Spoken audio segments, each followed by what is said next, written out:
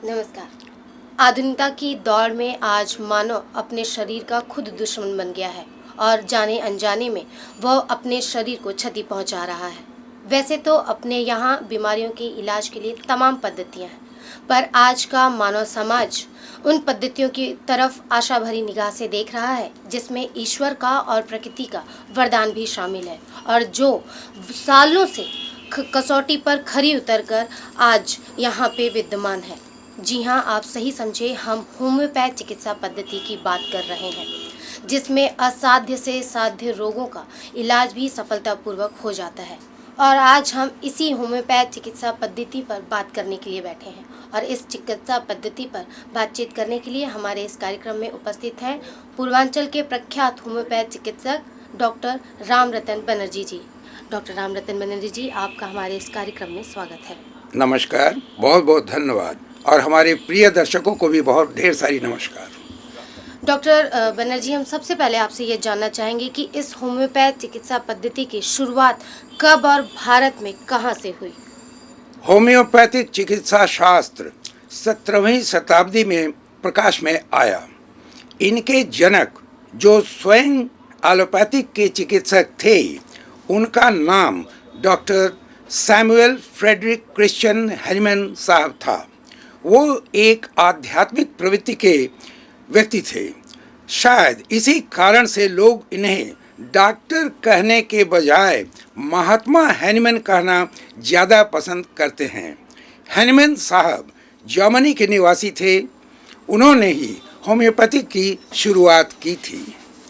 Hahnemann साहब एक संवेदनशील और प्रयोगधर्मी व्यक्ति थे।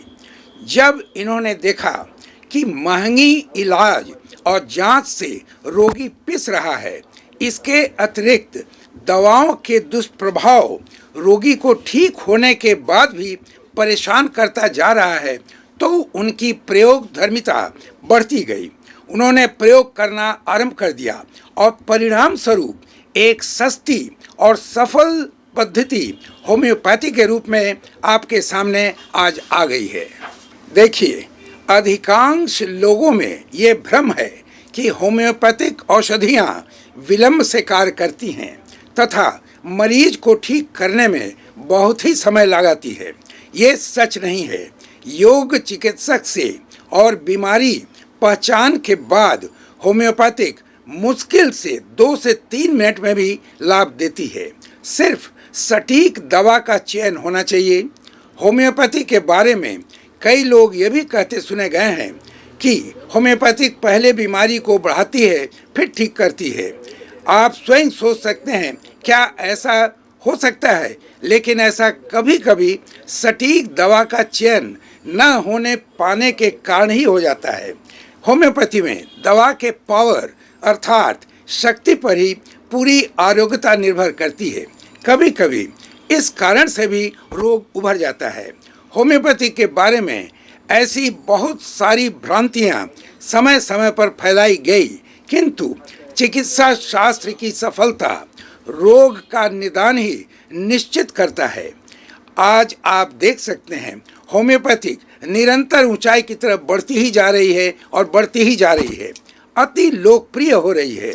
यहाँ तक कि भारत सरकार का ध्यान भी इस पद्धति पर आया है। वो भी इसके विकास के लिए बहुत सी योजनाएं बना रही हैं। आप कह सकते हैं कि होम्योपैथिक का भविष्य बहुत ही उज्जवल है। सरकार जनता के वेलफेयर के लिए ही होती है। उसे जब भी लगेगा कि ये पैथी सस्ती है, गरीबी रेखा के नीचे रहने वाले लोग भी इस तक पहुंच सकते हैं, तो वो ध्यान जरूर देगी। होम्योपैथी लक्षणों पर आधारित पैथी है, जबकि आजकल एक्सरे, अल्ट्रासाउंड और पैथोलॉजी ज़्यादातर अनावश्यक रूप से भी होती रहती है, जिससे गरीब मरीज को बहुत ही असुविधा होती है। जितने पैसे वो रोग को पहचानने में खर्च करती है, उससे कम पैसे में वो होम्योपैथिक से ठीक हो जाता है। अभी देखिए, कई प्रदेशों में और हमारे पूर्वांचल में भी एनकेफेलाइटिस बुरी तरह से फैला हुआ है। ये जापानी एनकेफेलाइटिस बीमारी है। इसके संक्रमण से केंद्र सरकार काफ़ी परेशान हुई। उत्तर प्रदेश में तो सहयोग नहीं लिया गया, किंतु आंध्र प्रदेश, तमिलनाडु, वेस्ट बंगाल, पश्चिमी बंगाल में एनकेफेलाइटिस ही नहीं, कई प्रकार के संक्रमण को रोकने के सरकार होम्योपैथी का भरपूर सहयोग ले रही है और लेती जा रही है। मरीज अच्छे हों, इलाज सस्ता हो और प्रत्येक नागरिक तक इसकी पहुंच हो तो निश्चित ही सरकार का ध्यान इसके तरफ जाना ही जाना है। केंद्र सरकार ने और प्रदेश सरकार दोनों के चिकित्सा क्षेत्र में होम्योपैथिक को विशेष स्थान दिया जा रहा है। अलग से होम्योपैथी मंत्री बनाए गए हैं, अलग डिपार्टमेंट बने हुए हैं। सरकार अस्पतालों में होम्योपैथिक चिकित्सा अधिकारी बनाए गए हैं। होम्योपैथी के राजकीय कॉलेज खोले जा रहे हैं। इससे आप देख सकते हैं कि आने वाले समय में होम्योपैथी का भविष्य बहुत बहुत बहुत ही उज्जवल है। डॉक्टर बनर्जी, अभी आपने जेई और जल जनित बीमारियों के बारे में बताया और उसमें होम्योपैथ का सहयोग भी बताया और क्या उसके उपचार है। आजकल डॉक्टर साहब देखा जाता है कि आम लोगों को सर्दी जुकाम बड़े जल्दी हो जाते हैं, गठिया के रोग भी हो जाते हैं, तो क्या होम्योपैथ में ऐसी कोई दवा है कि जिसे हम लेके तत्काल राहत पा सकें?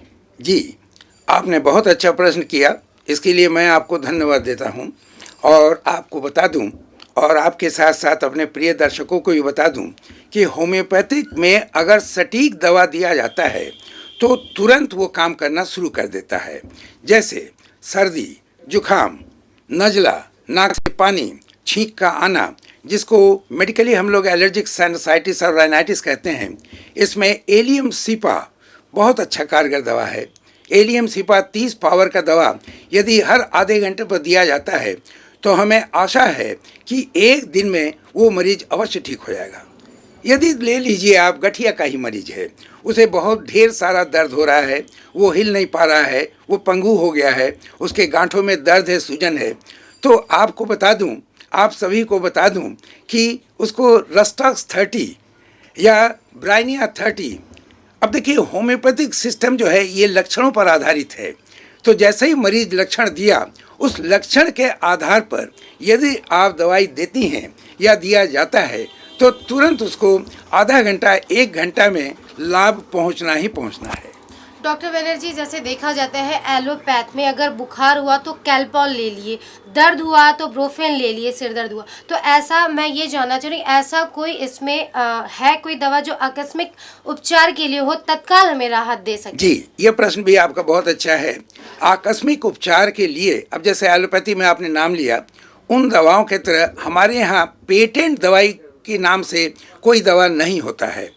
मरीज जब सामने आता है, डॉक्टर के सामने आया, तो उसको लक्षणों के आधार पर हम लोग तुरंत देखते हैं कि कौन सा दवा उसके सिम्टम्स पर सटीक बैठ रहा है, और ठीक वही दवा दिए जाने पर उसका अगर सिलेक्शन दवा का करेक्ट है, अगर सटीक है, एकदम ठीक है, तो उस मरीज को ठीक होना ही होना है। जैसे बुखारी क्यों न हो, सर्दी क्यों न हो, शरीर का दर्द ही क्यों न हो, तो कोई भी चीज़, कोई भी बीमारी तुरंत आराम हो जाता है। डॉक्टर बनर्जी, अभी आपने जैसे जेई का सर्दी जुकाम के लिए दवा के बारे में बताया, तो अभी हाल आप देख रहे हैं जब से पूर्वांचल में जेई का कहर है, उसके बाद भारत सरकार के सहयोग के द्वारा टीकाकरण चलाया गया। खसरा है जिसमें टीका लगता है, ज़रूरी है बच्चों को लगे जो कि आगे जाके ना हो, तो क्या होम्योपैथ में ऐसा, चूँकि यहाँ इसमें तो टीकाकरण का कोई प्रावधान नहीं है कि टीकाकरण ही होना है इसमें, तो कोई ऐसी दवा है जो टीकाकरण की जगह पे ले सके? क्योंकि हमारे यहाँ ज़्यादा करके आबादी गरीबों की है, तो वह गरीब इस होम्योपैथ को ले सकता है, एब्जॉर्व कर सकता है, तो वो क्या करे, कौन सी उसकी जगह दवा ले जो जिसे उसे टीकाकरण की आवश्यकता ना पड़े और कम में उसको जी जाए। अब जैसे हमारे देश की गरीब जनता, उसके लिए मैं आपको बता दूं, बहुत से लोग टीकाकरण के स्थान पर पहुंच नहीं पाते हैं, बहुत से लोग गांव से दूर दूर जा नहीं पाते हैं। उनके लिए जैसे एनकेफेलाइटिस, जापानीज़ एनकेफेलाइटिस इस वक्त पूर्वांचल में बहुत ही अत्यधिक फैला हुआ है, उसको बचाने के लिए हेलिबोरस नाइगर 1000 पावर का हफ्ते में एक बार 3 हफ्ते तक दिया जाना चाहिए। जैसे मलेरिया में आप चिनिनम सल्फ 1000 हफ्ते में एक एक बार 3 हफ्ते तक दे दीजिए।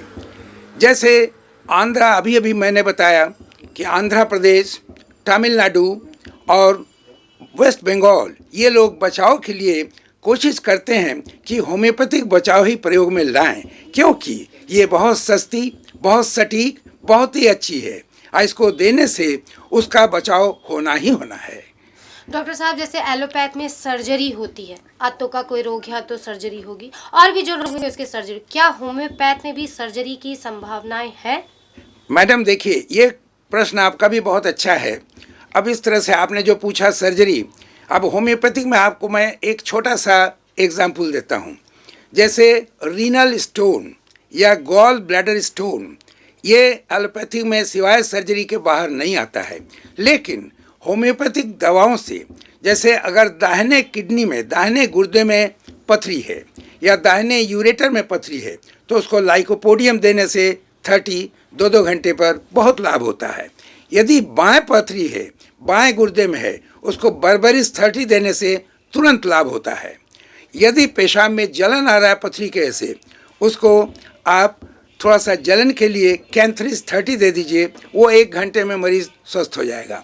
तो इस तरह से आप देख सकती हैं कि ऑपरेशन करने के बजाय हम लोग होम्योपैथिक औषधि से उस चीज़ को जो ऑपरेशन करने के लायक है उसको हम उड़ा देते हैं। जैसे अभी कुछ केसेस हमारे पास आ रहे हैं ब्रेन ट्यूमर के। ब्रेन ट्यूमर एलोपैथिक में या दूसरे विधा में सिवाय सर्जरी के नहीं जाता है, लेकिन होम्योपैथिक सिस्टम से कुछ औषधियाँ लक्षण के आधार पर देने से ये ब्रेन ट्यूमर संपूर्ण समाप्त हो जाता है। डॉक्टर बनर्जी, अभी आपने इसमें उपाय भी बताए, मगर यदि मान लीजिए किसी मानव का अंग सड़ गया हो तो होम्योपैथ में उसके क्या उपचार है? अब जैसे किसी पेशेंट का कोई अंग सड़ गया हो तो उसके लिए यदि वो एंटीबायोटिक दवा चल रहा है उसको रोकने के लिए, कभी कभी देखा गया है कि उनके दवाई से, उनके एंटीबायोटिक से वो सड़ा हुआ अंग पूरा संपूर्ण ठीक नहीं हो पा रहा है। उस वक्त वो लोग अपने विधा से हमारे विधा का सहायता लेना चाहते हैं। हमका सहायता लेने के बाद हमसे पूछते हैं कि सर कौन सा दवा दिया जाएगा, तो उस वक्त जैसे आपको एक एग्जांपल देते हैं साइलिसिया 30। साइलिसिया 30 यह एक ऐसा दवा है कि सड़े हुए अंग को भी जोड़ना शुरू कर देती है, सड़े हुए मांस को, गले हुए मांस को भी ये तुरंत ठीक करना शुरू कर देती है। तो इस तरह से दोनों विधा मिल के यदि उपचार किया जाए तो ये बहुत ही अच्छी बात है।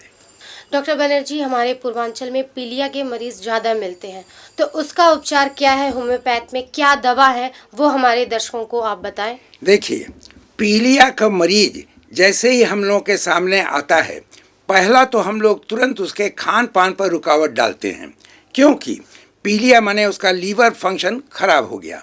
तुरंत खाने में तेल घी चिकनाई, मक्खन मलाई राबड़ी, पूड़ी पराठा हलवा, फुलौड़ी पकौड़ी कचौड़ी, टिकिया समोसा गलगुप्पा, भुजा भुट्टा मूंगफली, जो कि हमारे भारत का मुख्य भोजन है, उसको तुरंत रोक देते हैं। और हम अनुरोध करते हैं कि उसके साथ साथ उसको उबला खाना, उबला हरा सब्जी, ताज़ा फल दिया जाना चाहिए। दवाई के नाम पर जैसे ही लक्षणों का हम मिलाव करेंगे तो उसमें सबसे अधिक बैठता है, सटीक बैठता है चाइना 30।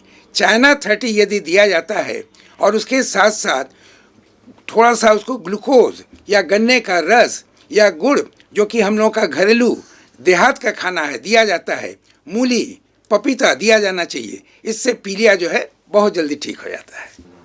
डॉक्टर बनर्जी, वैसे तो आपने होम्योपैथ चिकित्सा पद्धति पे क्या क्या हमारे यहाँ जो रोग हैं मुख्यतः उसके इलाज के और उपचार के बारे में बताएं, मगर हम आपसे ये कहेंगे कि आप हमारे इस माध्यम के जरिए हमारे दर्शकों को क्या सलाह देना चाहेंगे?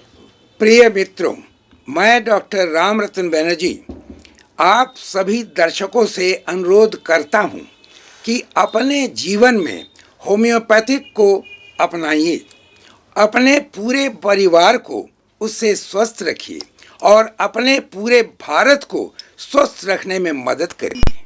धन्यवाद। तो दर्शकों, अभी आपने देखा हमारी होम्योपैथ चिकित्सा के डॉक्टर राम रतन बनर्जी के बारे में, उनकी बीमारियों के बारे में, जो हमारे पूर्वांचल में खास करके बीमारियां हैं उसके इलाज के बारे में और कम और सस्ती दवा के उपचार के बारे में बताएं। ध्यान रखें, कोई भी बीमारी ऐसी नहीं है जो होम्योपैथ में उसका इलाज नहीं हो सकता, चाहे वो असाध्य रोग ही क्यों ना हो। मगर इन सब के बावजूद कोई भी बीमारी हो, बिना डॉक्टर को दिखाए कोई भी दवा आप इस्तेमाल ना करें, ये ध्यान रखें और होम्योपैथ चिकित्सा पद्धति से अपने हर इलाज का उपचार करवाएं। डॉक्टर राम रतन बनर्जी, आप हमारे इस कार्यक्रम में आए, आपका इसके लिए बहुत बहुत धन्यवाद। नमस्कार।